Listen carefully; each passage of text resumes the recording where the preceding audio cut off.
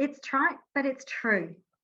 Our Zionist Federation of Australia virtual table reflects the spectrum of Zionist ideology, Jewish religious streams, and each and every one of you with us tonight represents important organisations and perspectives in our community. Our Zionist Federation conferences are where we, as the Australian Zionist movement, gather to share our ideas and challenges, to have meaningful discussions and debates on issues that matter to your organisations, to our Australian community, and to Israel. Today, we're going to expand our remit beyond Australia and our relationship with Israel, to our relationship with Israel and the Jewish world. Much of the time, we are understandably focused on what goes on in our neighbourhoods, in our state, our organisation, our own government. How does it affect us? How does it affect Israel? How can we enrich the Australia-Israel relationship? It feels like we've been living in a bit of a bubble for these past 2 years, with closed borders and, for some of us, extended lockdowns, curfews and 5K limits. These things tend to constrict our lives and our focus. At the same time, it's never been easier to connect to the rest of the world. And today we're going to take advantage of the fact that on Zoom there are no borders. We've invited 5 very special international guests to this Global Peoplehood conversation. And a conversation, or actually multiple conversations, are what you're going to get. We'll be exploring what our counterparts in 4 very different Jewish communities around the world are dealing with. What are their challenges? What are their successes? Noemi de Segni is from Italy, a Jewish community, a diaspora community with a 2,000-year history. Noemi is the president of the United Jewish Communities in Italy. Rami Teplitskiy, whom some of you will remember when he was the Russian Jewish community shaliach in Australia, is now serving as an Israeli diplomat and a press attaché in Moscow. Rami is an Israeli who's lived and worked in Australia and has many deep connections here, and he's currently serving in Moscow, so we expect a kaleidoscopic perspective from him. Rowan Pollivan is the national chairman of the South African Zionist Federation, a community that's not only close-ish to us geographically and linguistically, but as you hear in the accents around our own community, very connected to us. And from one of, if not the newest Jewish community in the world, Dubai, we have Sarah Ben Shimon. Imagine a community that established itself in the time period since the last time we met as a plenary or at our biennial conference a year ago. A new Jewish community in an Arab country. Who would have imagined that 2 years ago? But the Abraham Accords have made an impact. Sarah's lived in Dubai since 2015 and is involved in building the community there.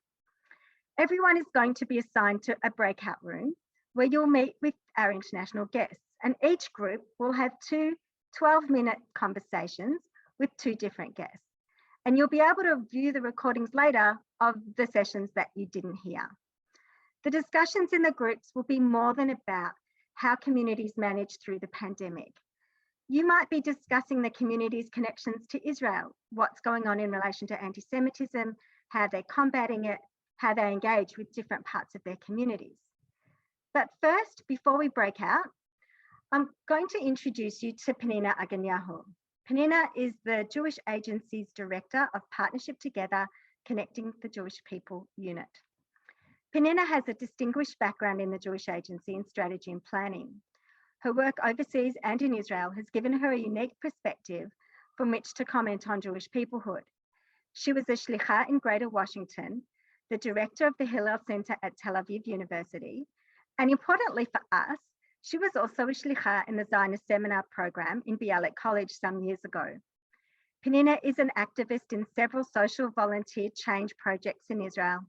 She's a board member and director in various organizations and was appointed by Israel's Minister of Education as a public representative on Israel's Council for Higher Education.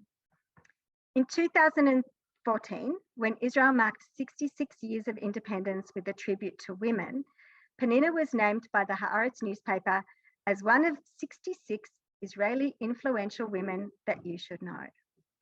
Pnina lives and breathes Zionism and Jewish peoplehood and is perfectly placed to give us some ideas to get our juices flowing about, amongst other things, why Jewish peoplehood is a Zionist issue. I'll hand over now to Pnina Agenyahu, and thank you. Toda rabah, Jeanette. And thank you for the Zionist Federation of Australia for having this conference. So in 6 minutes, what has Jewish peoplehood looked like through, the last 2 years? And also, why do we care about it and why it is a Zionist issue, as Jeanette said. So when we face crisis, we usually stronger together, right? So in the last 2 years, COVID brought us together to support each other as needed and to collaborate more and to share knowledge, expertise, and experience. So more than ever, the last 2 years, Israel was a strong supporter for many Jewish communities around the world as professionals sharing their best practices, but also other Jewish communities knew that they could reach out and ask for support and ask for the way that they can be more flourishing in this hard time. And in the past years, the Jewish peoplehood and to be a Zionist meant to take an action and help to our brothers and sisters in the Jewish world, right? So like the case with the former Soviet Union, people, no matter where they were based in the world, American Jews, Australian Jews was protesting and supporting and standing alliance to the Jewish people in former Soviet Union. The same way was with Aliyah from Ethiopia in the early 70s and 80s. So it's meant to be vocal for Aliyah. It's meant to be there with your voice for other Jewish people around the world. So maybe back then we didn't call it Jewish peoplehood, and we called it to be a Zionist. We called it to be a Jew and to care about other Jews around the world. And it's helped us to establish also, of course, the state of Israel, because each of us contribute as much as could from the state of point of his life. So Jewish peoplehood means different things to different people. And as a shaliach, I visited so many Jewish communities around the world. The longest term was, of course, in Washington for 4 years, but also visiting in Australia in 2005 and visiting in Kiev and former Soviet Union and England and many Jewish communities around the globe. The min'ad, as we say in Hebrew, like the lines of being a Zionist and being a Jew was so diverse and so different from place to place that you could never really put a finger on what it's to be a Zionist today and what's to be a Jew today, right? And when you look at the different ways of being Jewish, expressing their Jewish and the belonging to the Jewish people was a thought of various ways to be a Jewish. It was to belong to a Jewish people was a strong thing in many cases. You can be on pro, or you can be negative about what's happening here, or you can deny what the policies of the State of Israel. But in most cases, to belong to the Jewish people was much more stronger than any other cases. So when you look at the word of, Jewish peoplehood, what it means actually, and I remember in 2010 or 2009 even, there was a great initiative of the New York Federation together with the Nadav Foundation to establish this cohort of 30 people around the globe from many different countries, which I had the privilege to take part of for 2 years to try to define what it's the meaning of Jewish peoplehood. And one of them was unity, how we united together, but also unique to wherever we are. And the other thing that we came out of it is to connect, to make sure that we always connect with each other, as we're trying to do today with this conference. And what it's meant to connect. If we based in Italy and you're based in Australia, and then there's a person in Israel, how deep is this connection created and established if you can't not necessarily see each other? So today in this flat world, it's easier through the media, through the Zoom as we're doing today, but the importance of being part of the Jewish people and feeling belonging to this huge collective, we call it the Jewish people, it's to be connected to each other, not only in a crisis time, but always, in a daily basis, but also to understand the unity that brings us together. Many people will tell you that in the past it was easier because to establish the state of Israel was a big mission, and when we all had one dream that we want to accomplish. So do we need to define a new dream? Do we need to define a new vision that will bring us all together? That's a question that I'm going to leave it with you. So in Israel, if we go back to where we are, the Israelis, the questions about, being a Zionist and being part of the Jewish people, it's even a triangle of being an Israeli, Zionist, and a Jewish. Many people in the past, especially educators, will ask themselves, and and the teens they educate, what do you feel you more? Are you more Israeli? Are you more Zionist? Or are you Jewish? And if you look at it, to be a Jewish is an essential part of any Israeli, even if he chooses to be secular, Orthodox, or whatever he is on the spectrum of being an Israel in Israel. And also, I guess, to any Jew in the world, it's essential part of him to be a Jewish, because you question yourself, you need to question yourself every day, what's make you Jewish, right? What's make the life in your daily base, becoming a Jew or becoming a Zionist.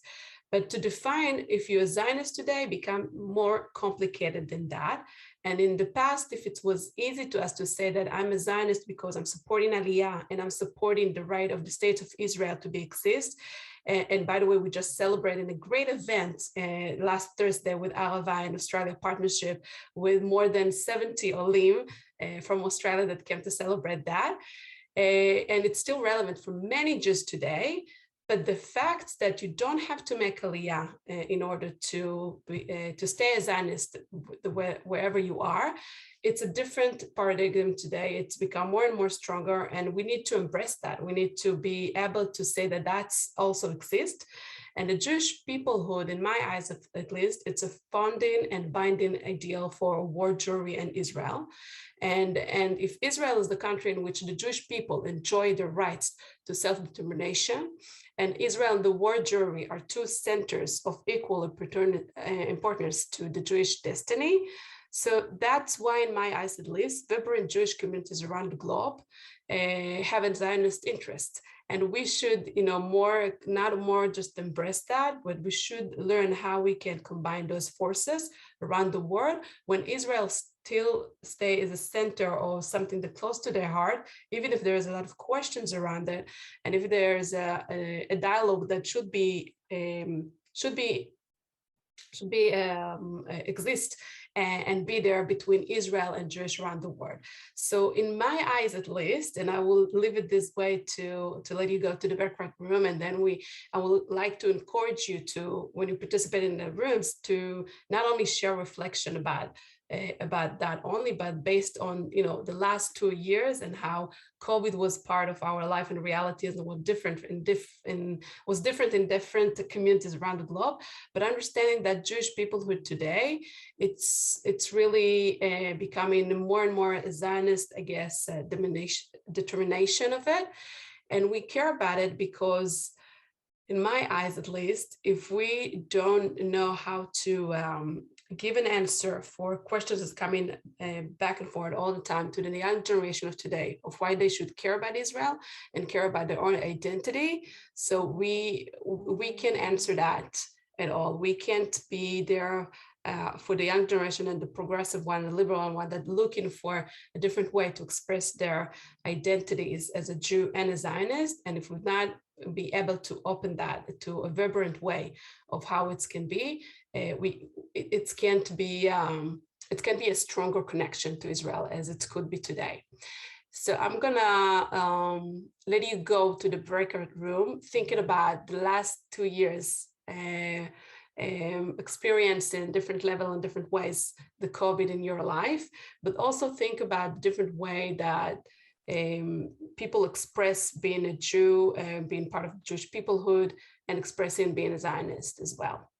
Thank you for the time you gave me, Jeanette, and I'm gonna see you later.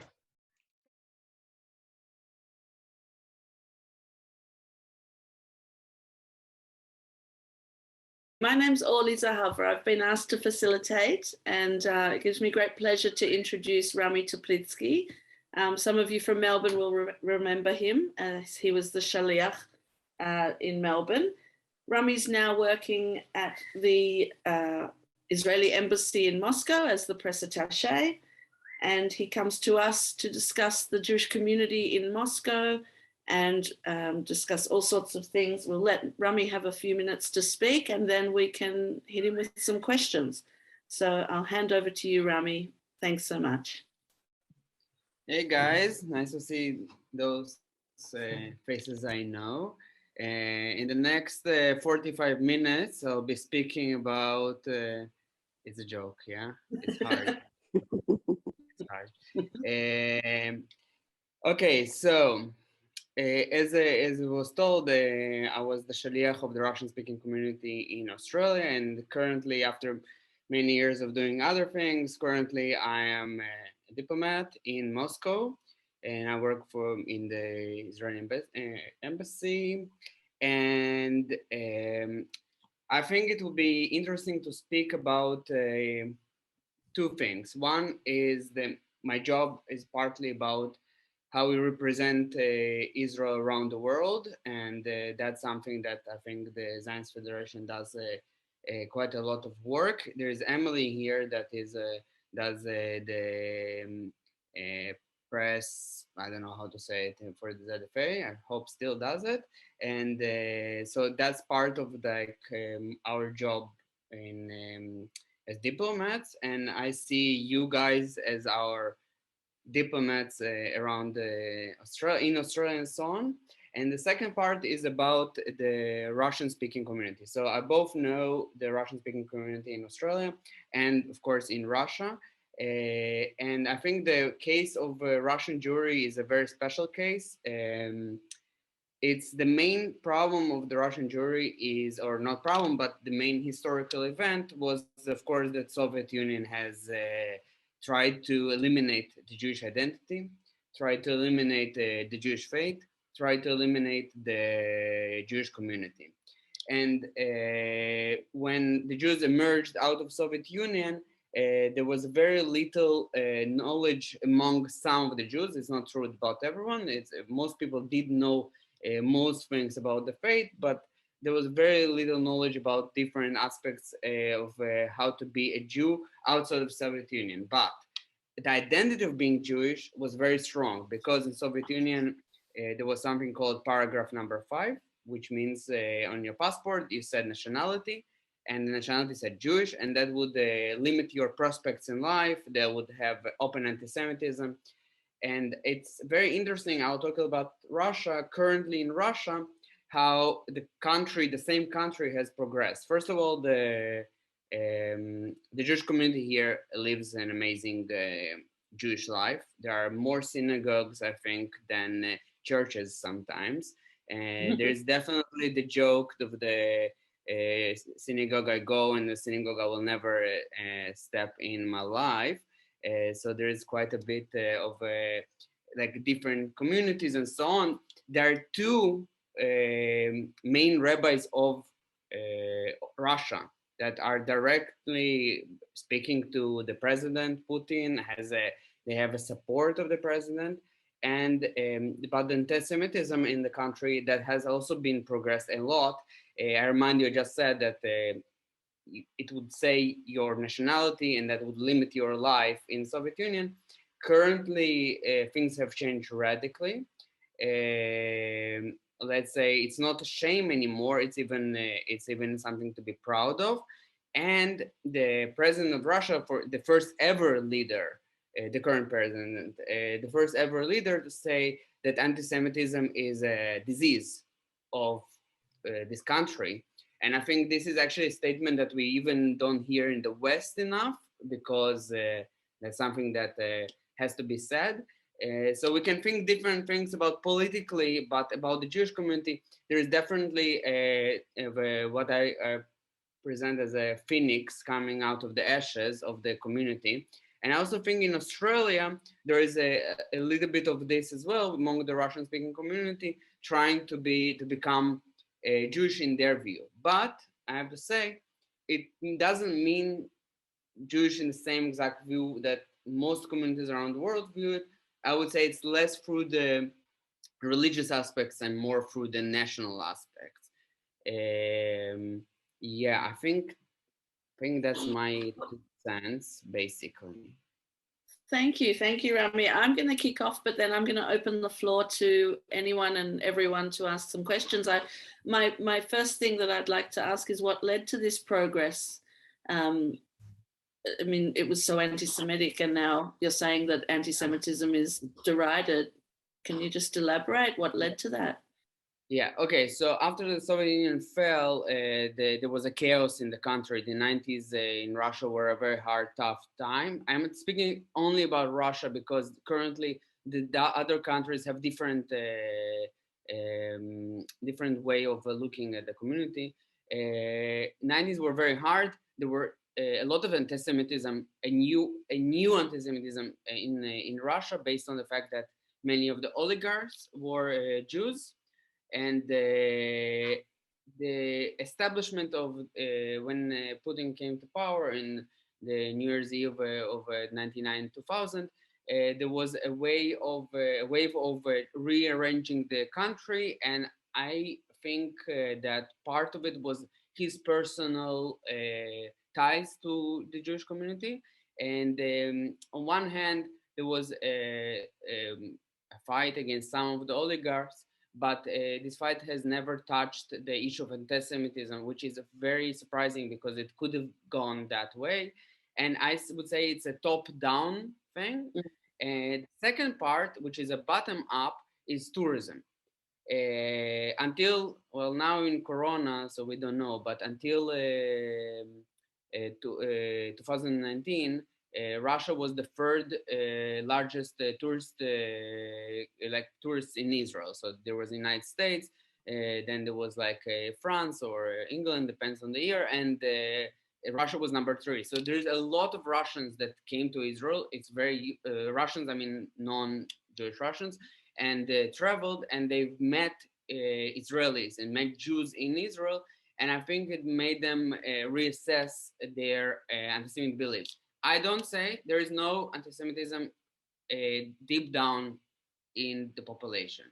I'm sure there is. We know of it. We know even of anti-Semitic events. We have them, unfortunately, once in a while, but they are very, very small compared to other European countries, at least.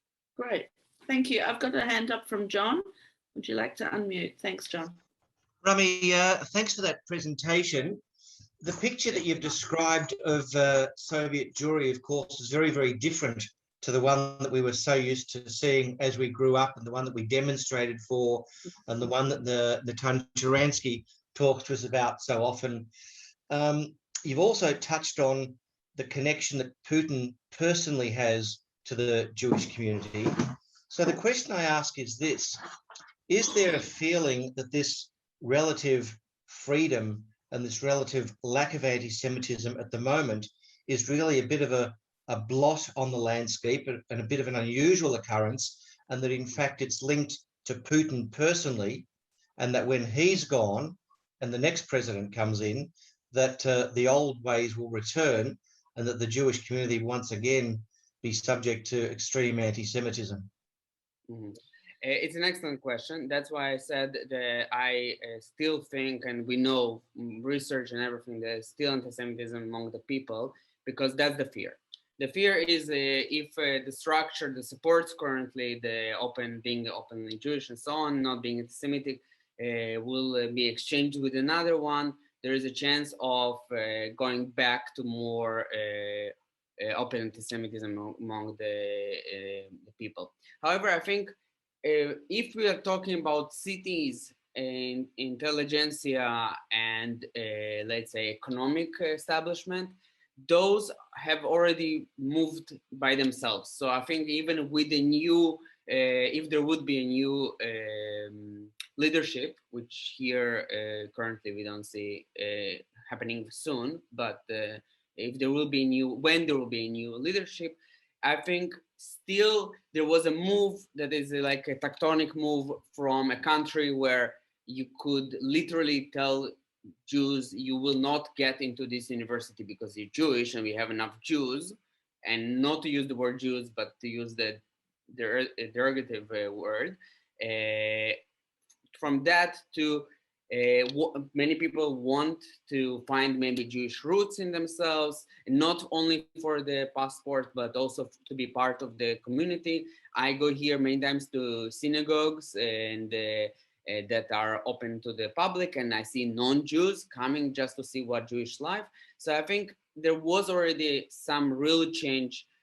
However, of course, it like needs to, the fight has to go on, because we see what happens in Europe, where there's a little bit of a lack of a will from the political establishment to fight anti-Semitism there is a rise of anti-Semitism. So the short answer is that the fear is there. The fear among the Jews as well.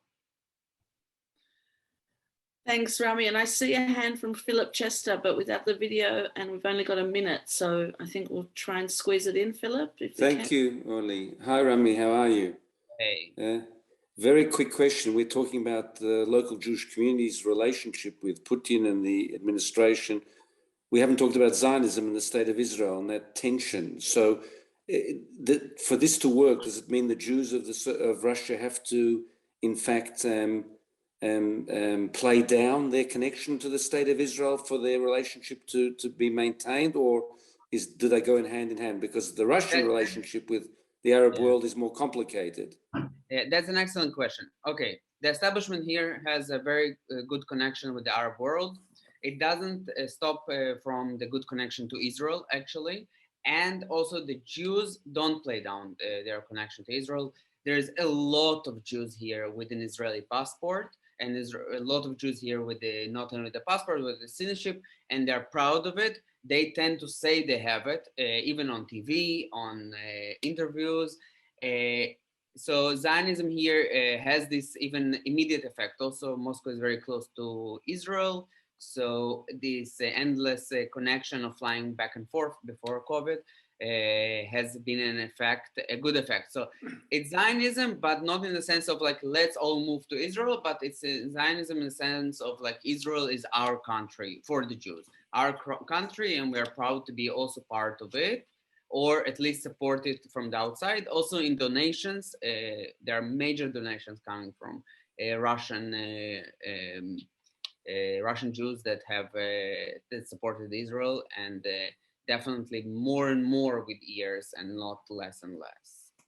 Thank you. But I might just start off with asking one specifically about the Zionist community and the official Zionist organizations. If you can let us know a little bit about what they're doing and how they operate and how they organize themselves.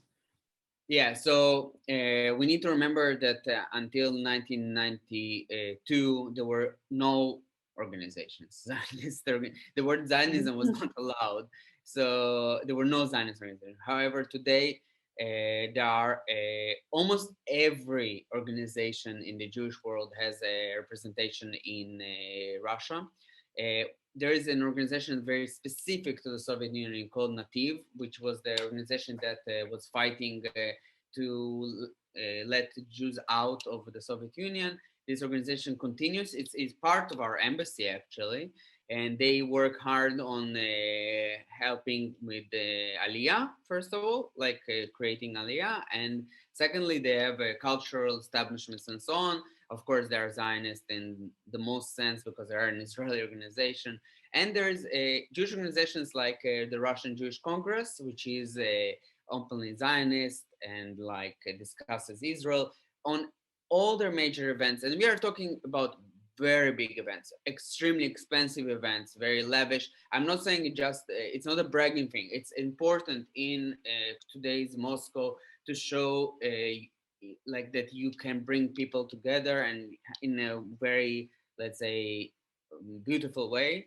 And this Russian Jewish Congress makes events with like representatives from the president's office, representatives from the foreign office, other foreign diplomats, not only Israeli, but other foreign diplomats, and with guests from Israel. Even during the COVID, we have helped them to arrange visits from Israel, which was not easy, as you all know. I know, unfortunately, Australia is was even more in lockdown than definitely than Israel, and even more than in Russia, because in Russia there was very little. But anyway, so those organizations actively work. I'm not sure they use the word Zionist. The word is usually used as pro-Israel or Israeli or so on. I think the word Zionist, they just not in current use. No, it's not a taboo, but it's just less of a use. Also, the religious organizations, there are some that are more on the Zionist spectrum. There are some that are less, but even those who are less, they are not anti-Zionist. Very important. we have in Russia zero issues with nonsense like BDS. Zero. It does not exist at all. So there is also no need for anti-BDS, whatever. And of course, the Jewish Agency and the Limud and whatever, every organization that you basically know in the Jewish world has representation here, and in the Zionist world. It's not shame. It's a people are proud of being connected to Israel, and supporting Israel from the outside, definitely. And there's also a lot of visits, so a very direct connection. Fantastic. Thank you. Thank you. Has anyone got their hand up? I'll just scroll through. Okay. I'm just curious then, I'll keep going. How are the youth and other youth? Pnina has. Oh, sorry. Go ahead. I can't see everyone. Nina, you have to. Thanks, Nina. Just wondering about the relationship between maybe the Russian Orthodox Church and the Jewish community. Mm-hmm. Yeah, there are, okay. The short answer is there is relationship. It's not always together tight, but there is a relationship. There is organizations that are interfaith organizations that are facilitating meetings, not only with the Orthodox Church. Here in Russia, there is the Evangelical Church, like in America, there is to some very little aspect, Catholic. They bring together all the main rabbis, priests, papas, or whatever, and there is a very good relationship between the tops.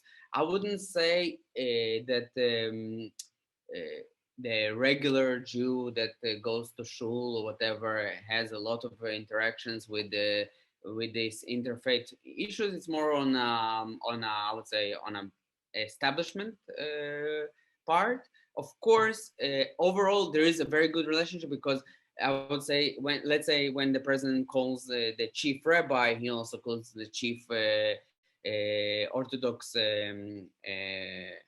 Papa, the father of the church, the main Orthodox. So like there is also a connection on the highest level.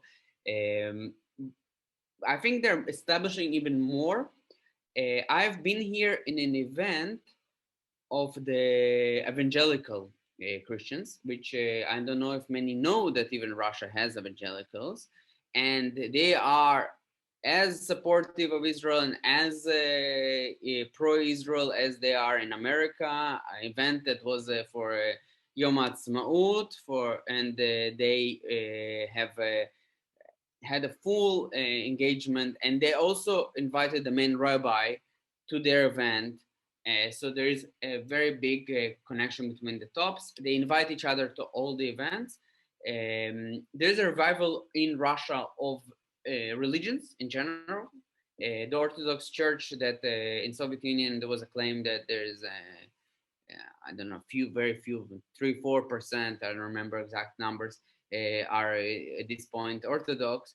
After the Soviet Union fell, suddenly they have 30%. So now it's rising. So clearly people had these beliefs and never stopped. So there is a revival of this. And the last thing, Russia has a very big Muslim community.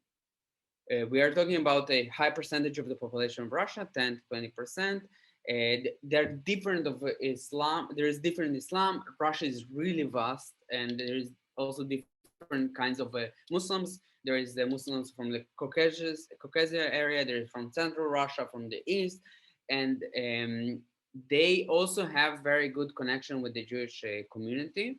It's not always, not in every place, but I'll give you an example. I know we have 5 minutes, but I'll give you an example.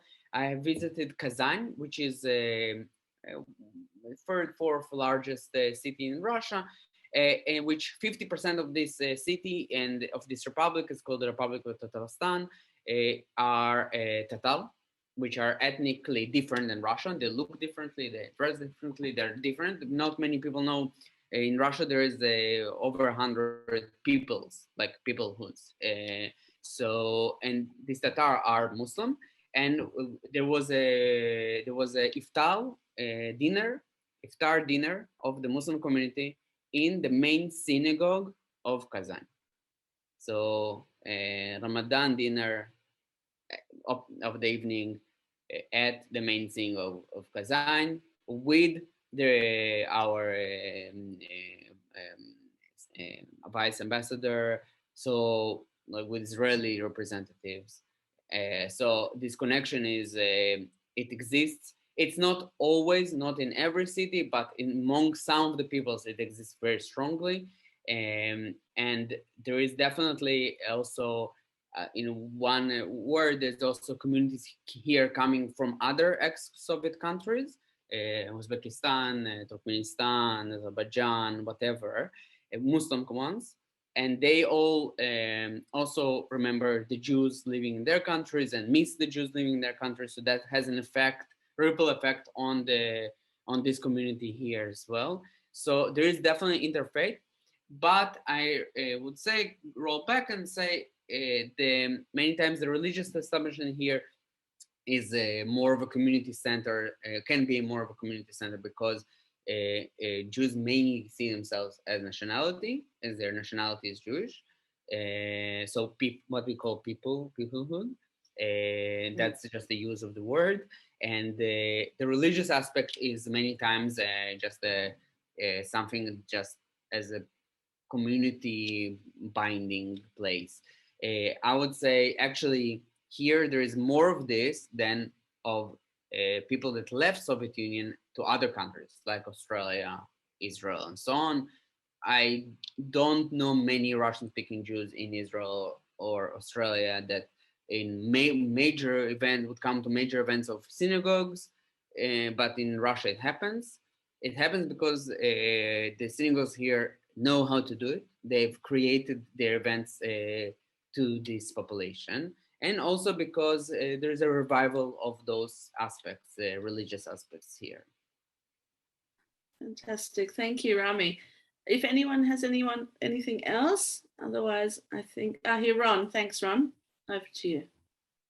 Thanks, Rami. Good to see you again. You got more hair than what I saw you last time. Two quick questions. One is, you spoke about the attitude to Zionism, attachment to Israel, and so forth. But from time to time, the regime in Russia has made Aliyah itself more difficult. For instance, like who would be crazy enough to want to leave Russia? And by the same token, the shlichim from the Jewish Agency from time to time have had more difficulty because of the general reaction in Russia against foreign influences. How does that play into your reading of the community? Yeah. Okay. So the first, I would say there is less limitations on Jews leaving. There's a limitation on sometimes trying to be like what you said. Why would you want to have a second citizenship? What does it mean about? It's less about Israel and more about Russia. Russia currently is going through a wave of strengthening national identity, let's call it in that way. National, I mean Russian national, without nationalism, but with the aspects of asking why would you have.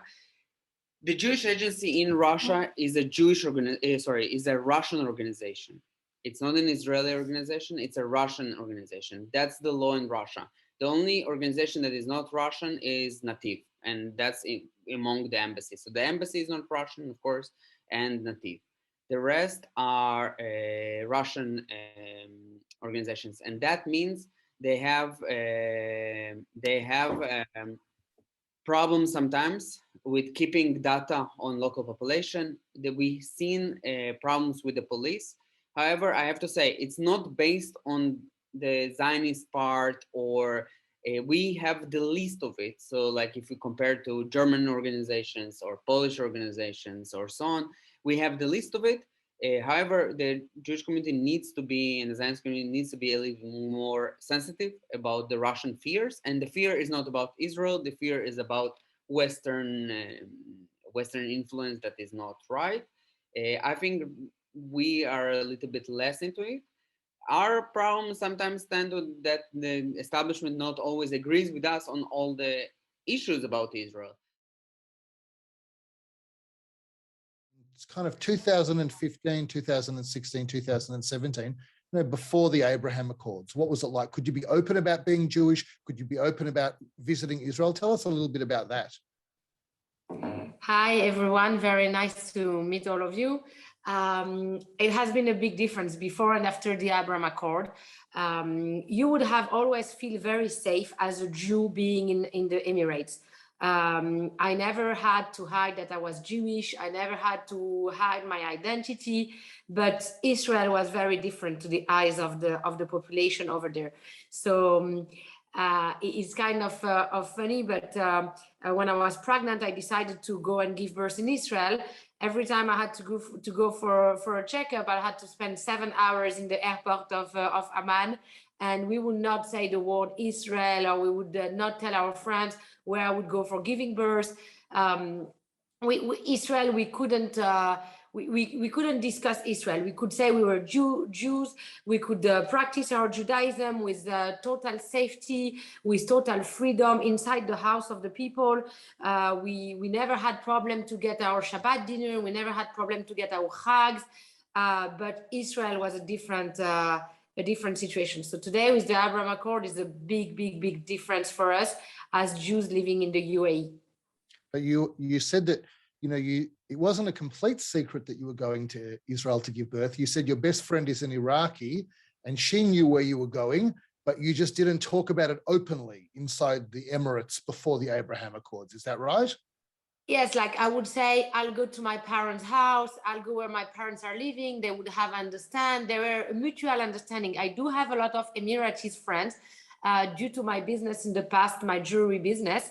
I got the chance to meet many of them, and we stayed in touch. And when I moved there in 2015, it was very easy for me to connect and to have local friends. They knew about it, but we couldn't mention it. We were never having lunch in a restaurant. I would say, I will fly to Tel Aviv. This couldn't happen today when I am right now in Israel. And because why is that, Sarah? Like, what would happen if you would say the word Israel in public before the Abraham Accords? Nothing will happen because safety is key in the UAE. Like, you are safe no matter what. Nothing can happen to you, but you will put people very uncomfortable. And this is not nice. The UAE is a place of tolerance, is a place of respect. It's a place where everyone feels extremely safe. And there is a respect which is beyond imagination. So I will never take the risk of putting anyone uncomfortable on my right or on my left while having a lunch in a place. This cannot happen in a country like Dubai. And you also spent some time, just to digress for a minute, you spent some time in some other Arab countries as well. You were in Qatar, you were in Saudi Arabia. How did before Abraham Accords, how did the UAE compare with countries like that in terms of being Jewish? The UAE is much more modern. Like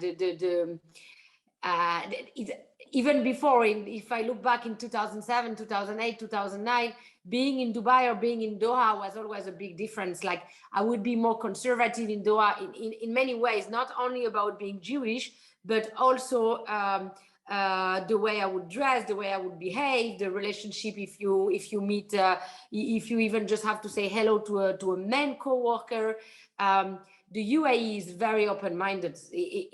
Even if we don't perceive it like this, because people haven't traveled to the region, it's a very open-minded place. That's very interesting. And so tell me, were you surprised when the Abraham Accords were signed? I was extremely surprised, to be honest, very surprised, because we would not expect it. I gave birth in 2018 and spent so many hours in connecting flights and coming to visit my parents in Israel. And I was always saying, maybe the kids of my children one day will have the chance to see a direct flight. To imagine that last week we have a direct flight Tel Aviv, Dubai, it's fantastic. On the other hand, for me personally, my life is, besides the direct flight, I would say, and seeing a lot of Israeli coming into town, my life is the same. I can practice my Shabbat the same way. We can have our minyan on Saturday morning the same way. We can do all the Chag the same way. We got very, we do the Chag in a hotel downtown, in one of the most beautiful hotels in Dubai. And most of the Jewish holidays are supported by an Emirati family who give us the hotel and who put at our disposal everything we need for Rosh Hashanah, for Yom Kippur, for all the Chag. So the hospitality of the Emiratis toward the Jews hasn't changed. We have the same room for doing Rosh Hashanah for the past 4 years in the most beautiful hotel in Dubai, financed by an Emirati family. So their hospitality is with no limit with the Jews since a long time. The welcomeness to Israel is very new, and this is the difference. Okay, and so does anyone want to kind of try and sneak in and ask Sarah a question in the 5 minutes that we have left? I'll keep going. I mean, I will ask you, you know, tell us a little bit about the work that you're doing for the Jewish Agency or for the Peres Peace Center. Like, you know, you've been very involved in building the Jewish community in Dubai. Tell us a little bit about the work and the progress you're making with that. So before the Abraham Accord, my involvement was to support the rabbi, the shaliach of the Chabad, and Rabbi Levi Duchman. We hosted Chabad in our apartment for 4 years. The place for praying, the place for the Chag, if we were not in the hotel, was by our house. So that was how I involved myself into the Jewish life, because I felt it was very important to be sure all the Jews were together every Friday night. And when the Abraham Accord happened, Rami Perez gave me a call. My father was a very, very close friend to President Shimon Peres, and Rami told me, Sarah, there is not a better person than you to represent the interests of the center. And I was very, very happy. And we got the chance to have a delegation for the Peres Center, which was very successful, very, very welcome by the Emiratis, where the whole delegation have been able to meet the key people in the government. So, and we're trying to build peace project with the Peres Center. This is a fantastic work I'm trying to work with. And 10 months ago, the Jewish Agency asked me to represent them in the UAE, which was a great honor for me. I've been blessed to be asked to do that. And now we have 2 shlichim, Reut and Omer, who just joined us for doing education program for the kids, Ulpan, for the parents. And you will see how the families are happy. It's unbelievable to see the happiness of those families who never had no one for their kids, for learning Hebrew, for speaking Hebrew, for some of them who knows already. It's beautiful. And the support of the Jewish Agency on the ground is very important. We are also building a beautiful Hanukkah event through the Jewish Agency. So with the team in Israel is giving us a lot of support to be quite active in the UAE. So that's fantastic. Now, Lance, I see you took your hand down, but I was going to go to a question from you and then a question from Gabrielle, assuming we've got time. Thank you. Thanks. So a quick question. It's not Lance, it's Peter Horowitz. Sarah, I'm really interested in this concept before the Abraham Accord of being openly Jewish but not mentioning Israel. Was there a total disconnect between the two?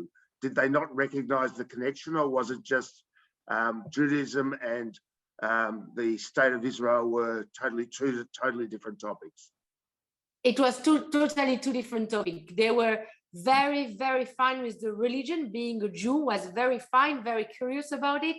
I had Emirati coming for Shabbat dinner who would ask questions about what is the Kiddush, what's the blessing, what are you saying, but total disconnection with the state of Israel. So if there was a prayer at one of these that mentioned Israel, what would happen? Would it be uncomfortable?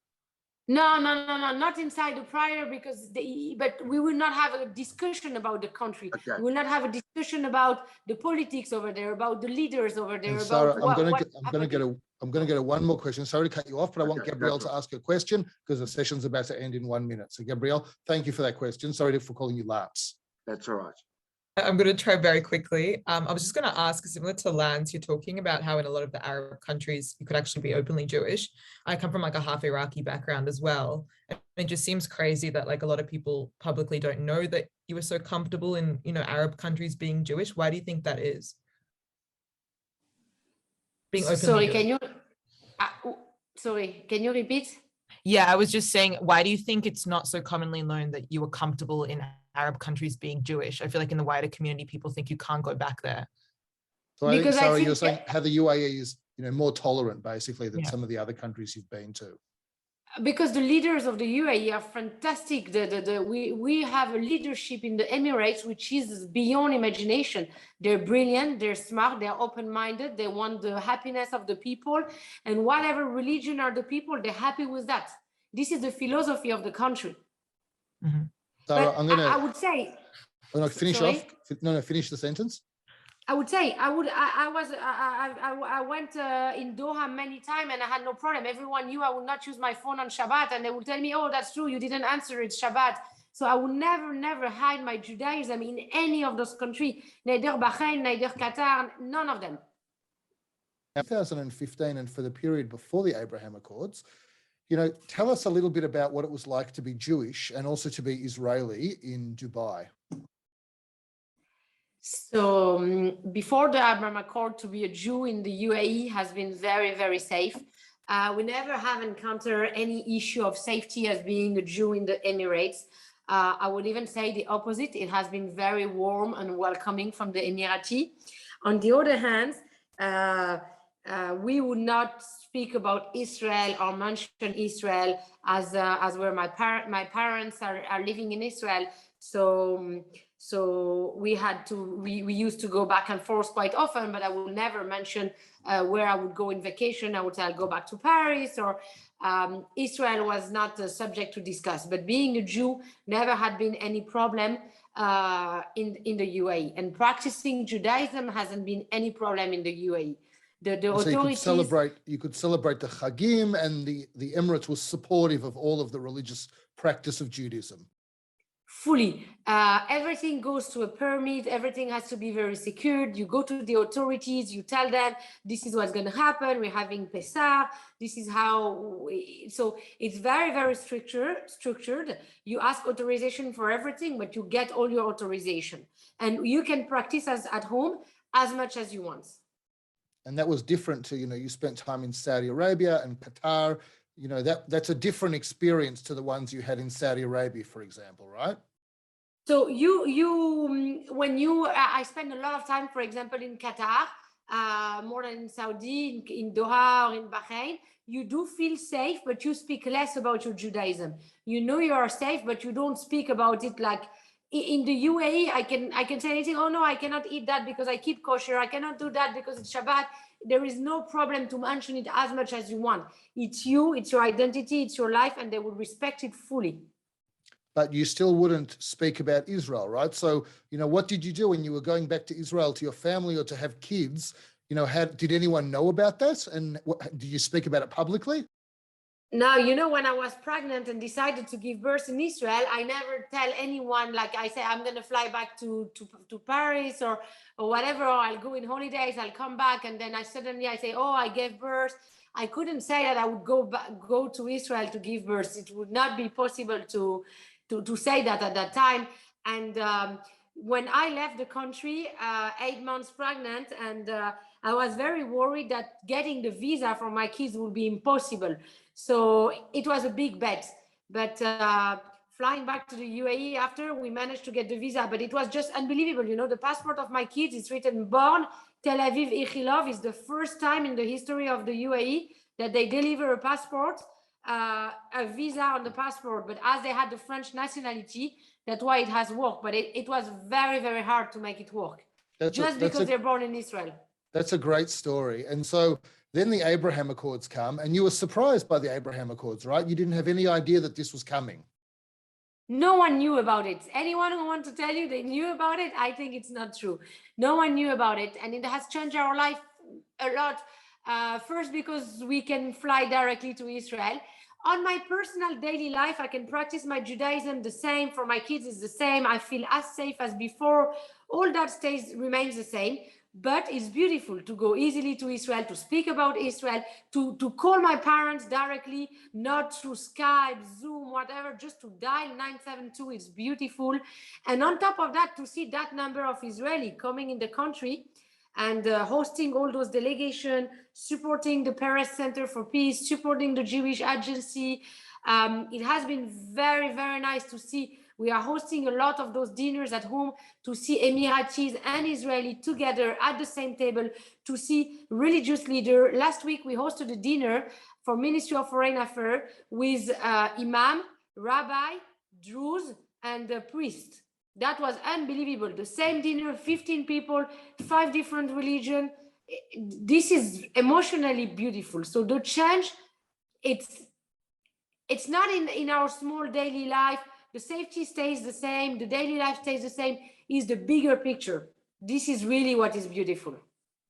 That's very interesting. And so, you know, do you think, I mean, this is a hard question to answer, but do you think that the Emiratis, and I guess also there's a lot of foreigners in Dubai as well, do you think people always were accepting inside about Israel and now it could just come out? Or do you think that the Abraham Accords led to a fundamental change in attitude amongst the population in Dubai?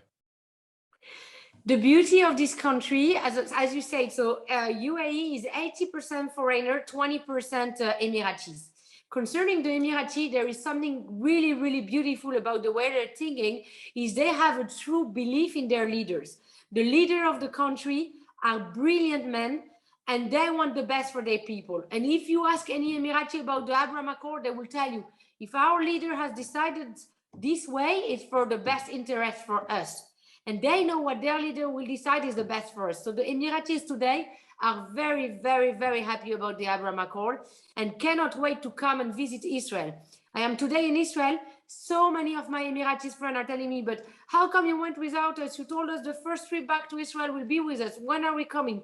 They're extremely excited to visit Israel. Concerning the 80% of the population, they are mainly workers. So they know there is no political opinion here. You come, you work, you enjoy a nice life in Dubai, you enjoy a good salary, you enjoy a good job, but we stop here.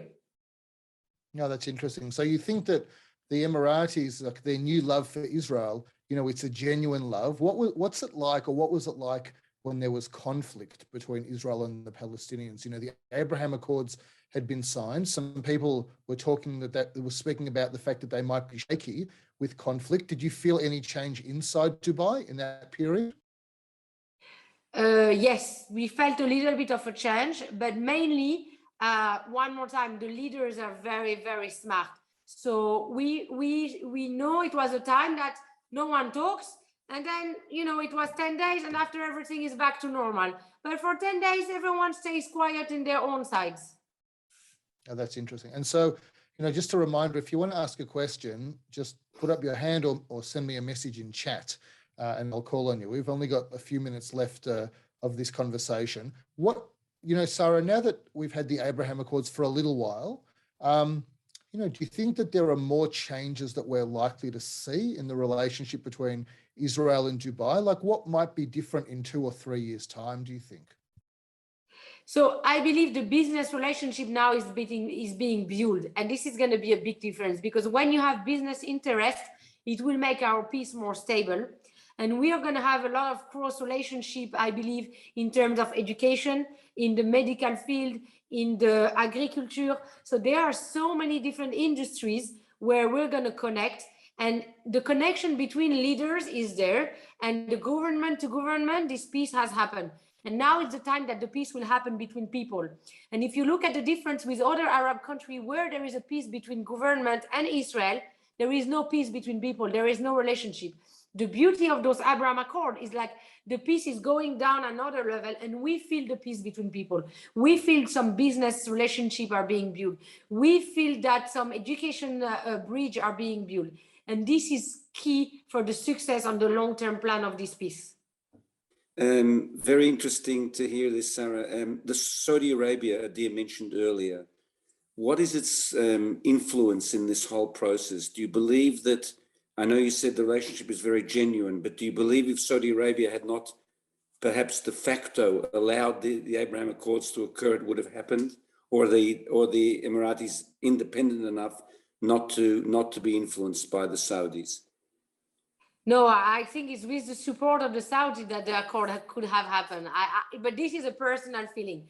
I feel that is with the support of Saudi that those accords could have happened. So do you see the possibility? I know you're not speaking politically, of a door opening there between Israel and them? What are people saying in Dubai about that? They're saying it's going to happen, but that's all. We don't know more. Okay. Now, unfortunately, I got to wrap this up because I can see a timer in front of me counting down. So I think everyone is going to get teleported back. Is that right, Emily, to the main room?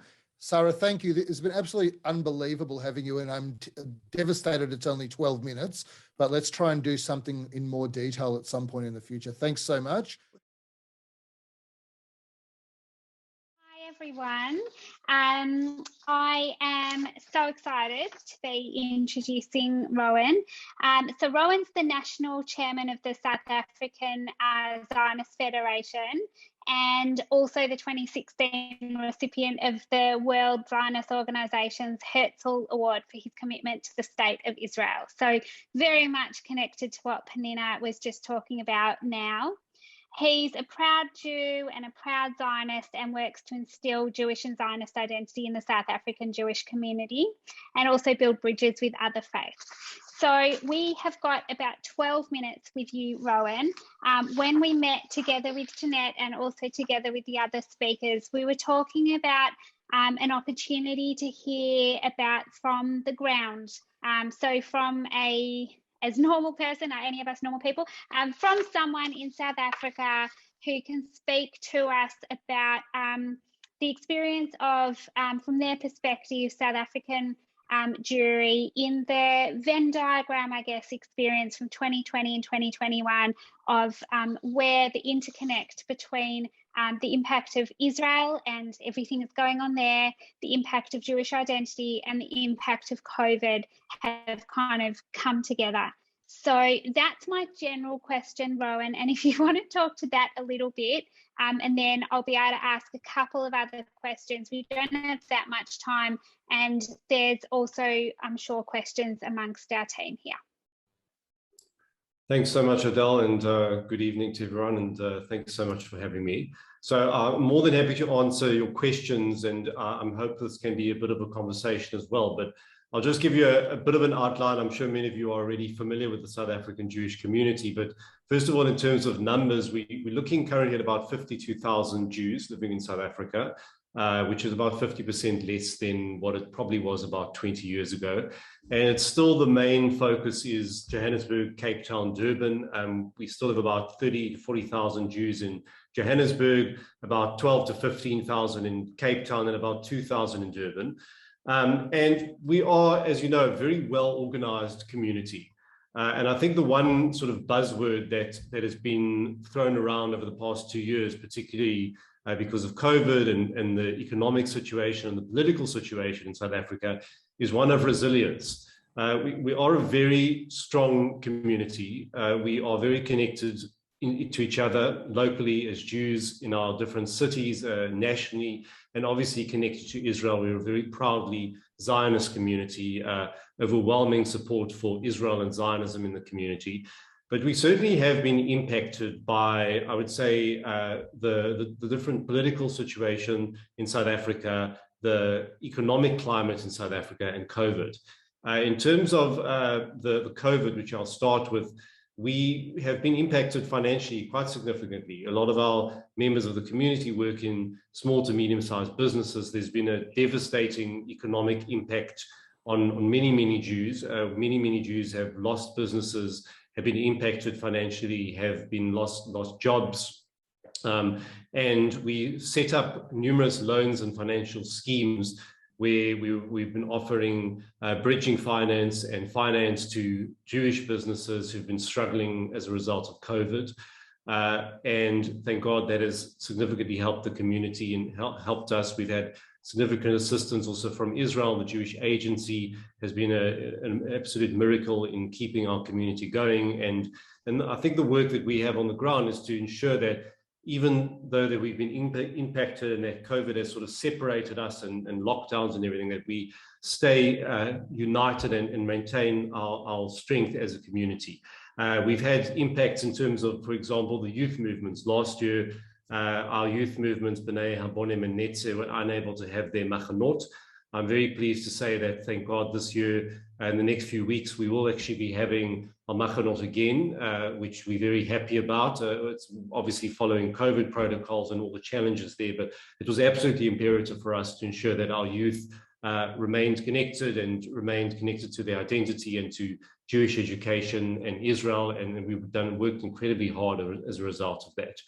In terms of politics and the situation, yeah, as you know, South Africa is politically, we have incredible hostility from our government and from civil society in terms of Israel.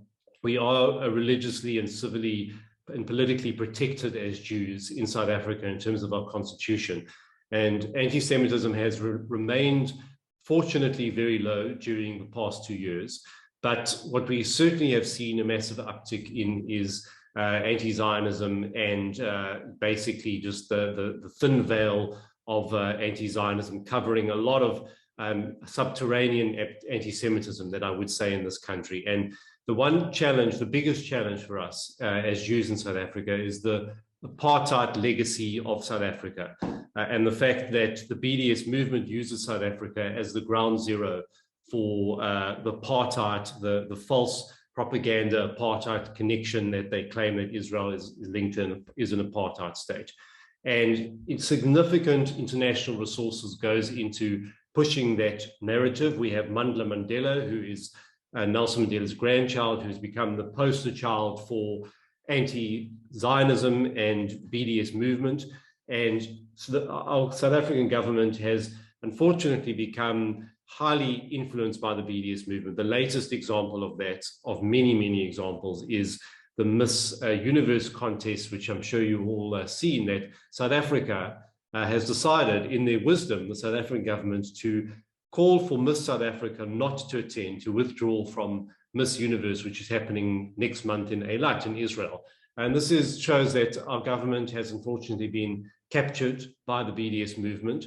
We have seen that, that our president, Cyril Ramaphosa, has thrown the Jewish community under a bus, in my opinion. He's now publicly gone out and said Israel's an apartheid state. He's publicly disconnected from many of his Jewish connections, many of the Jews who worked with him in business before he became president and helped support his presidential campaign. He's completely rejected us. The Secretary General of the ANC, Jesse Duarte, is a renowned anti-Semite.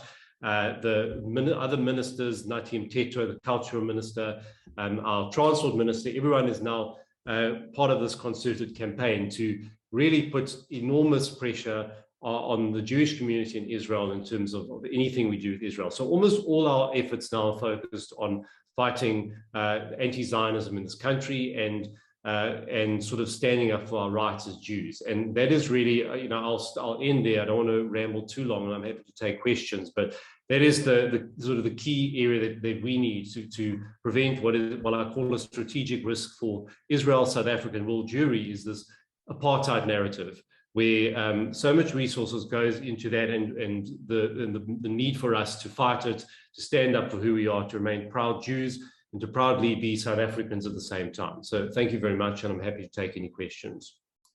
Thanks, Rowan. It's I don't know if I'm speaking for everyone, but it's really interesting to be hearing a South African speaker from South Africa, as in who is in South Africa, because I think the South African accent is so familiar to us.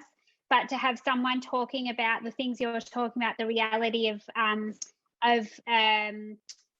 political and the same words that we understand here in terms of apartheid and BDS, but from a completely different angle, is really interesting to me. Are there any questions from amongst the room here? There's enough of us that you might be able to just jump in. We'll see how that goes. Or raise your hand if you're more. Yeah. Hi, just Rowan, thanks for your beautiful words.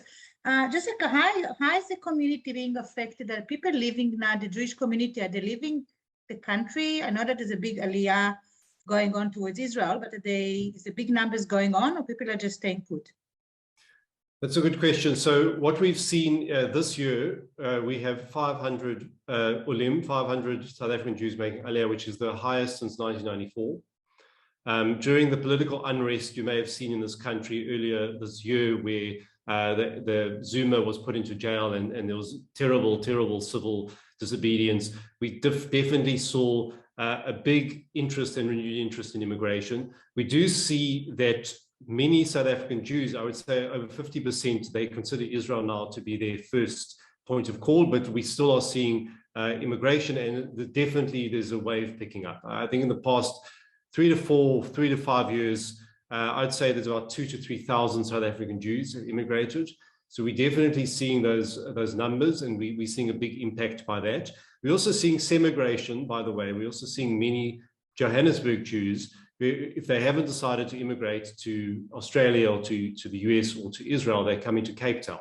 So I'd say the Cape Town community, which is very strong and very well connected, very organized, very well funded, is actually seeing the benefit, one might ironically say, from some of that immigration. But the majority of immigration is definitely happening overseas, and we have seen an uptick. And our goal and our challenge is to maintain the unity of our community whilst South Africans are going abroad, and that's impacted us financially and obviously cohesively. And we need to make sure that we support Aliyah, which we do, and support immigration generally, but also make sure that we remain strong and well organized and financed. Now we're going to vanish in about 1 minute. Is there any other question before Rowan goes?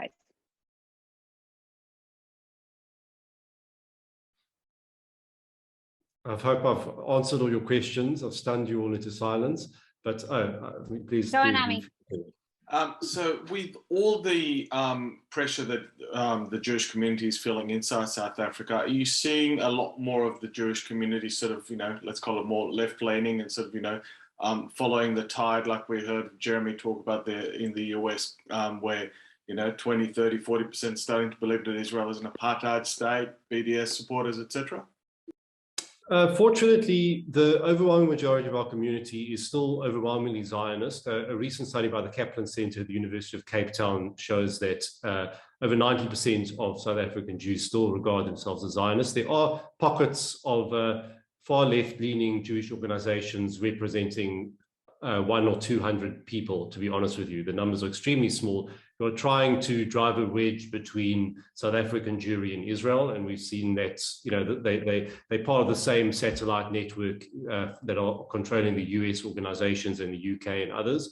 But by and large, they're very quiet and ineffective, and most of our community are very supportive of Israel and the Jewish community. So we're going to keep making sure that stays the case. Firstly, some congratulations, Rowan. It was a lovely counterpoint to listen to you just flow off your lips, your youth movements, including Netzer, and just treating it as part of the mix. Whereas we've just heard from Noemi in Italy, where despite there having been a very strong reform movement for over 20 years, the Orthodox community has been in denial and continues to be in denial that they're part of the Jewish community at all. Your great strength ultimately is keeping unity within a very pluralistic community.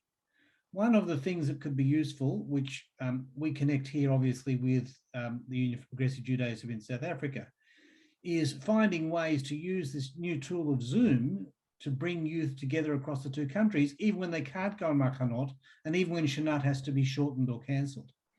And I'm wondering if that is a possibility. Nadel, you might want to bring that to Jeanette's attention as well, where we could create morning in South Africa, evening in Australia, Zoom per lot. Actually, I do know that some of the youth movements have connected and used the last couple of years to connect because they are well equipped with technology in a way that maybe we are not.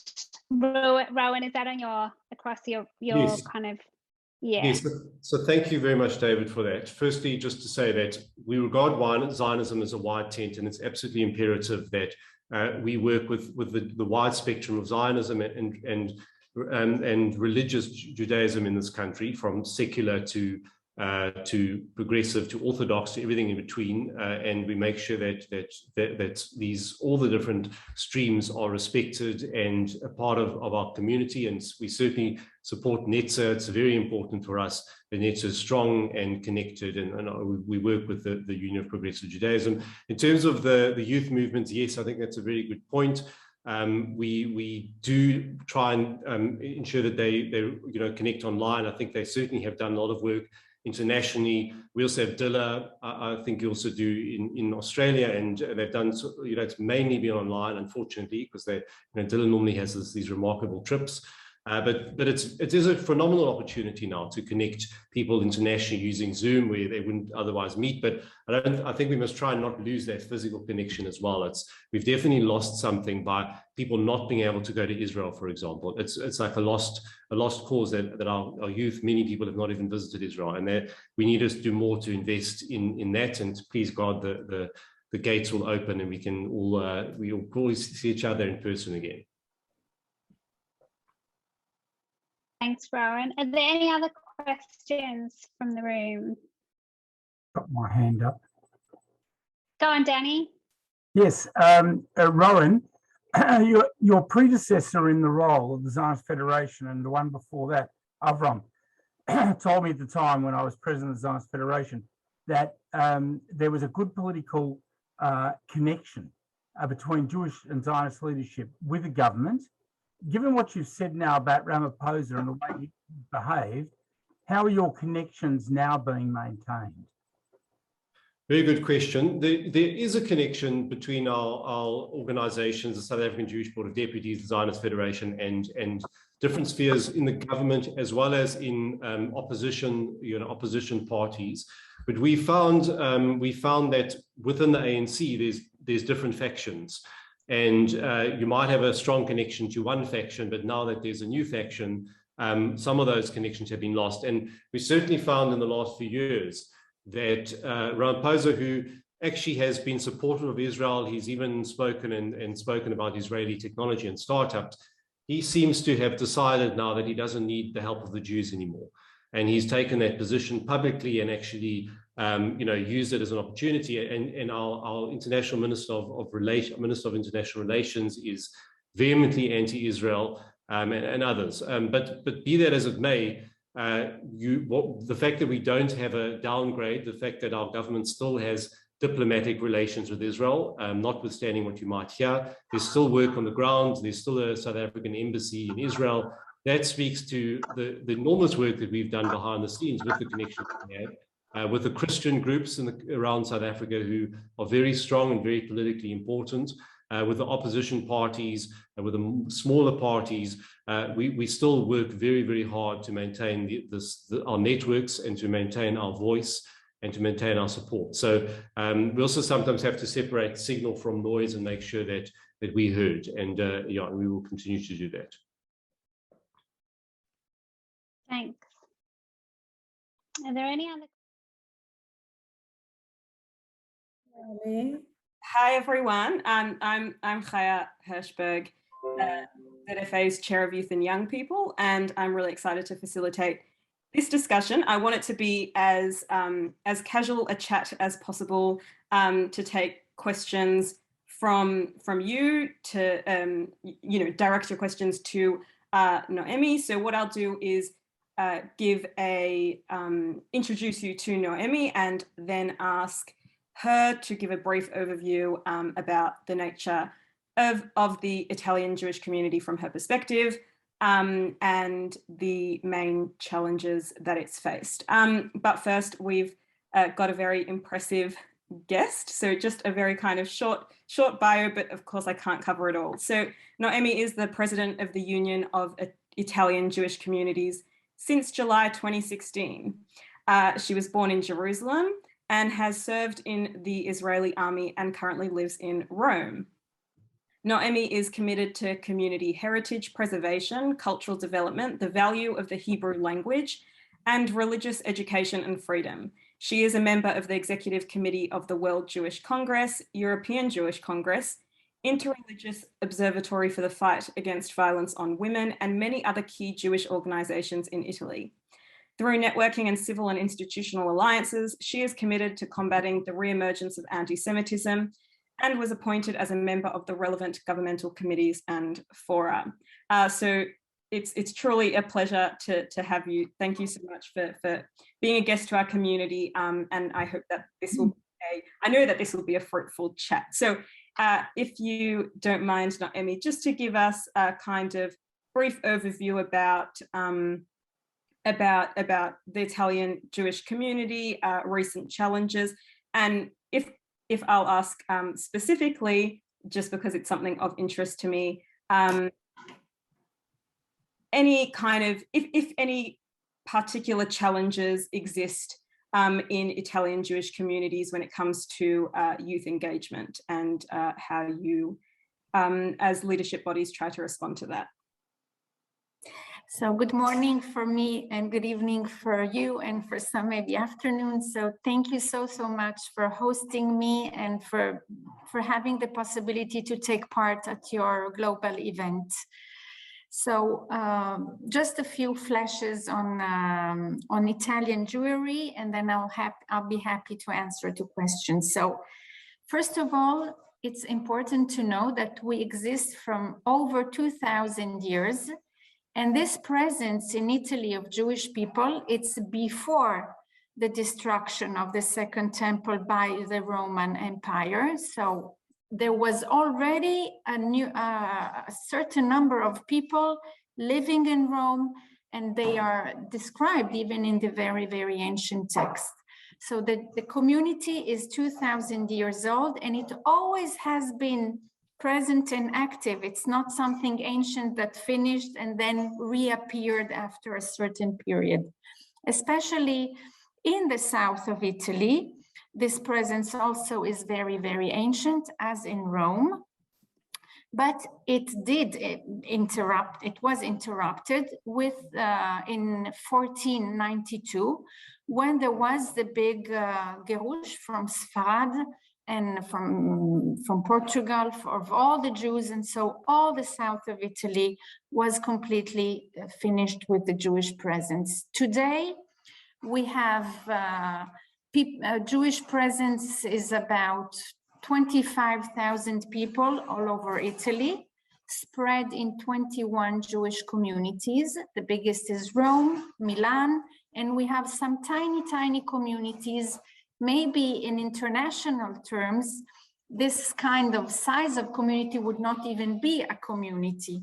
But for Italy, it is, even if we have 100 or 50 people, because these communities exist from so many centuries, and they are in charge of preserving the Italian heritage.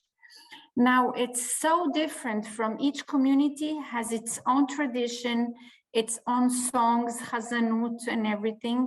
And of course, as it reflects also the Italian art, architecture, way of building things for religious purposes. And Italian Jewish communities have very, very important buildings to preserve and to be a political reference for the city and for the local authorities. It's basically all the Jewish communities are Orthodox. Maybe people are not so religious, but they feel they belong to the Orthodox stream. And this is one of the challenges, because we have people that define themselves as Orthodox, registration to the communities based on Orthodox, everything, but people are not so religious. So there is a challenge of enhancing education, Jewish culture, and as you mentioned also in my bio, a lot of focus on language as an identity. On the other side, we have a small group of progressive Jewish people that are a small community of about 400 people. And of course, they have the freedom and they need to be also part of the scene, but they are not formally recognized as part of Italian Jewish communities. And this is another peculiarity of Italy, because the Jewish communities in Italy and the Union of Jewish Communities are not private organizations or lobby or communities that like congregations based on religious activities. These communities are recognized by the law from Italy. And so they are formal religious entities, as in Italy, religion is an important, and we have been granted with the same recognition of rights as the church in Italy. So there are 15 religious groups in Italy that have a very, very important recognition by the Italian legislature.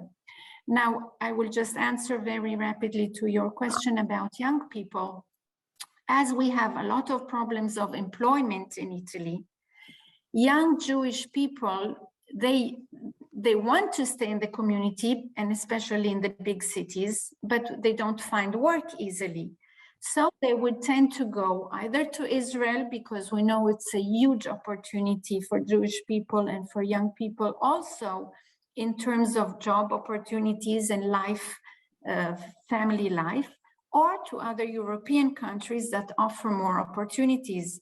So they cannot go to smaller cities in Italy where you do maybe have an opportunity to work, because there you don't have Jewish life.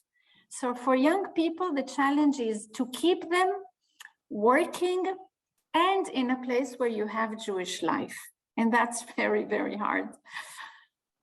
Thank you. Thank you so much. That is fascinating. And thank you for the quick historical overview as well.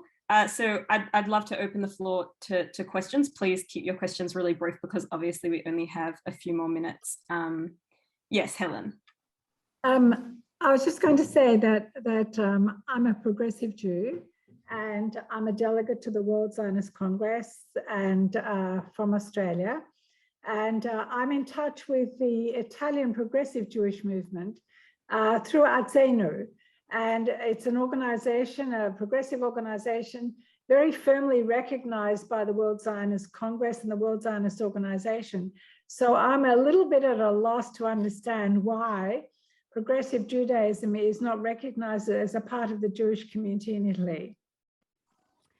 It's a little bit difficult to explain because it's a legal question, as the formal communities were recognized already in the 20s by Mussolini, by the fascist party, actually, for purposes of identifying everybody. And this was then part of the tragedy of having everybody identified. But formally, the fascism, what they did is everybody needed to be classified and recognized, and so also Jewish communities. Then, of course, we had all the war, and after the war, life restarted. But then it was commuted, and of course, it was changed, the approach and the philosophical reason. But as Italy, the Italian state had an agreement with the church, they wanted to grant exactly the same rights to Jewish people and other minorities. But then we didn't have the progressive community. We had only the original 2000 and centuries years of communities, and progressive communities only started now, a few years ago in Italy. It wasn't here from during the ghetto period and in 400 years of ghetto. So ghettos all over the small cities in Italy. So as I mentioned, the religious infrastructure is an Orthodox one. Now the progressive have started a few years ago, and of course they are searching for a way of expressing themselves in the religious context. But formally, as the Union of Jewish Communities is not a social club, is not a political lobby, is a religious body. Yes, so yes. Of course the rabbis would say, no, we cannot include these people directly and formally in the register of the community. We can interact with them, they can be on the different activities, but the progressive community cannot be formal part of the Orthodox community. So that's a challenge, that's an issue we have in Italy. Thank you so much. Unfortunately, we don't have time for so many more questions. I know, it's complicated. I did see we Ron will speak in private on that, yeah. I did see Ron put up his actual hand before some of the virtual hands. So Ron, please ask your question. Yes, the majority of Italian Jews originally from North Africa and Spain, or what is the proportion of Ashkenazi Jews in Italy? Thank you for this question. And as we are very I mean, I think it's a unique situation, as Italian Jews are not Ashkenazi and are not Sephardic. It's an original formation of Italian Jewry and tradition, and it's unknown. We are unknown in Europe, we are unknown also in Israel, probably in Australia even less, but it's not either. Of course, since we had from the 50s, when the Arab countries started with all the situation of having people from, all the Jewish people get out from the countries as they went to Israel and to other countries, they arrived also to Italy. So we have an important part of people coming from Libya, some from Egypt, Syria, Iran, very tiny people. Gillian. Would you like to ask a question? Thank you. Yes, thank you very much for that very quick but informative summary. I'm president of the ECAJ and also involved with the WJC. And I know in some of the WJC discussions, there's a lot of focus on European organizations themselves, European Jewry councils. If young people are leaving Italy or seeking to leave Italy, for jobs, presumably they're going elsewhere in Europe.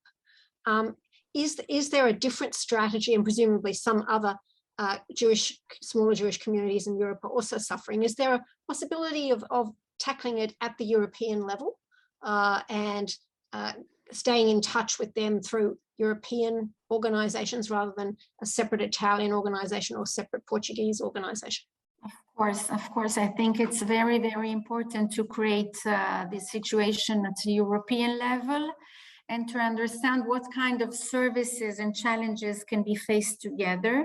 And I think it relates both to very daily services, as it could be education platforms, social support, Hebrew courses, for example, or situations that relates to fighting anti-Semitism, how to do it, what can be the real measures, especially with the challenge of a legislative situation, because we have in Europe very different situations and religious freedoms. For example, we have a problem in Belgium, it's forbidden to slaughter.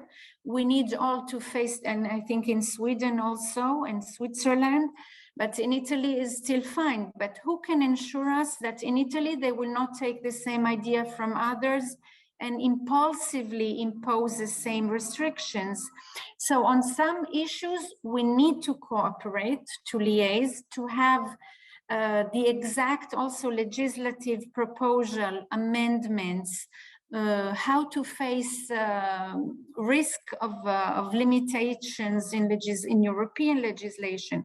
But that's on the part of Jewish existence. On the other side, for the Jewish communities, I am sure there are things that we can manage together, as you mentioned, without replicating. Yeah, it's also really interesting, Noemi, what you said in the other breakout room, which is around young people making aliyah for the purposes of employment. And that actually doesn't resonate with us. Predominantly young people at least do not make aliyah for employment purposes. So I guess I wonder, do you see that as a challenge, or are you as a community encouraging young people to? Of course, there is an ideological situation also, and people, if it's only for employment, they would go elsewhere, and they can go to other countries in Europe as well. So, of course, Israel combines the opportunity with the ideology and the Zionist sentiment and feeling. So they go there because in families, in education, in the youth movements, we gave and transmitted to these young people and our children the feeling of wanting and belonging to Israel, even if they didn't go, they were not born there. That's my example for it. I have 3 children now live in Israel, and they all made Aliyah. And they felt that Israel is their homeland, it's their home, and they feel they're safe, even if we know it's a challenging situation in Israel as well. But before, maybe it was harder to leave a comfort zone situation.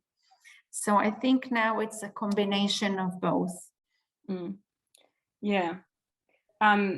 Does anyone have a question that they want to ask? I guess something that's kind of intuitive, comes to mind really easily as something that I'm curious about, and possibly others in this room are curious about, is how the Jewish community in Italy has changed or has adapted to the challenges posed by the pandemic. And I think that Italy, not just the Jewish communities, but Italy as a whole, experienced COVID in quite a unique way, obviously, because it was hit as a country the earliest. So I wonder if anything's kind of changed on an organizational, institutional level, or for the Jewish community. Yes.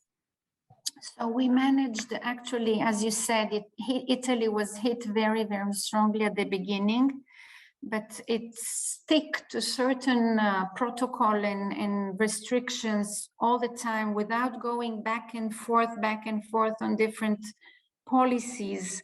So I think this is why now Italy is performing quite fine compared to other European countries. And the Jewish community basically reflects the same situation. So what we can say is that because we have tiny communities that usually lived among themselves, that did all the activities among themselves, what we managed to do, in addition to supporting, helping, emergency, bringing food packages and solving problems with the Ministry of Interiors to allow people to go to a far place and so on. But what we do is to really make a sort of a national community for people to feel that they had someone to refer to. I think this pandemic left so many people felt alone in their houses, alone in their families. And a family can be a very, very difficult situation to be all the time together among themselves. But having the community is something only Jewish people had.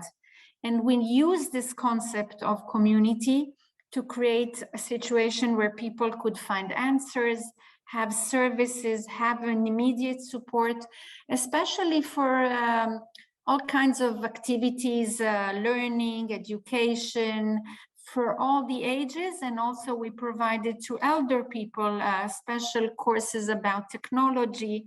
And I think this is the feeling people had, is that they have a national community, not only the Casale, Milano, Bologna, Firenze, and the tiny community that they usually refer to. Yeah, thank you. That's really interesting. There's only a few minutes, 4 minutes left. So does anyone have any questions for Noemi? Please ask them now. You can put up your hand or just unmute yourself.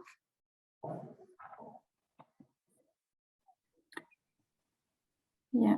In the meantime, I can just add another issue which is important, is that today, as a challenge for Italy, is a country that was a very, very important and strong, sadly, ally of Germany during the war. And so Italy was a fascist country, and people at the beginning, also Jewish people, believed in the fascism. Of course, everything changed after 1938. But the challenge today is for Italy, and this is part of our mission, is to make people remember and understand not only the Shoah and the deportation to Auschwitz and understanding, of course, what happened, but is to understand that the Shoah is not only Auschwitz, is not only far away, is not only German bad people, but it is also Italian, because the fascists helped, supported, planned, had a special propaganda, had more than 100 camps all over Italy to put people into camps. So how Italy needs to face their responsibility of the fascism. Then fascism is not building nice cities, but it is a disaster for the Italian state. And then it brought Italy into the war. And of course, for Jewish people, it was part of the responsibility of deportation. And this is something in the Italian mindset is not understood. And today, when we have fascist nostalgia and people who want to go back to fascism, and they made small ceremonies, hidden ceremonies, they go to Predapio where Mussolini is, it looks like Mecca, you know, like people going there for prayers and so on. This is very, very bad and very preoccupying, that they forgot what it is fascism, and they forget what they long for, something that is part of the history in which they are not even aware and be able to understand. And one of the challenges we have in legislation is exactly this, because the law forbids the reestablishment of the fascist party. But today the preoccupation is not to have a party in the parliament, but is the way that people gather and with the violent excitement express their nostalgia for what was the Duce, Mussolini, and inciting hate into society. And this is the real danger. And this today is not forbidden. And this is one of our challenges in terms of relationship with the external society. And would you say that that kind of fascist energy is what marks Italian anti-Semitism as well, or is it kind of It marks because it relates to very right parties, and today we see it combined with the no-vax and no-vaccine movements, and the no-vax group that went through Italy. Novara is a tiny city in the north of Italy. They took the pajama stripes, you know, from Auschwitz and put it on themselves and went into the street and said that they were persecuted as the Nazis by the vaccine. And of course, this was horrible. And this is one, but in Italy, we have also still a very characterizing anti-Semitism, which is from the church, because anti-Judaism is the real basis that created anti-Semitism through centuries. And it was really the base for launching all the developments in the 19th and 20th century afterwards. So we still need to eradicate the anti-Judaism from the church. So the Pope is very nice, and he says he loves everybody, but the real problem is the tiny churches all over the town, and then you need to work a lot on the basics.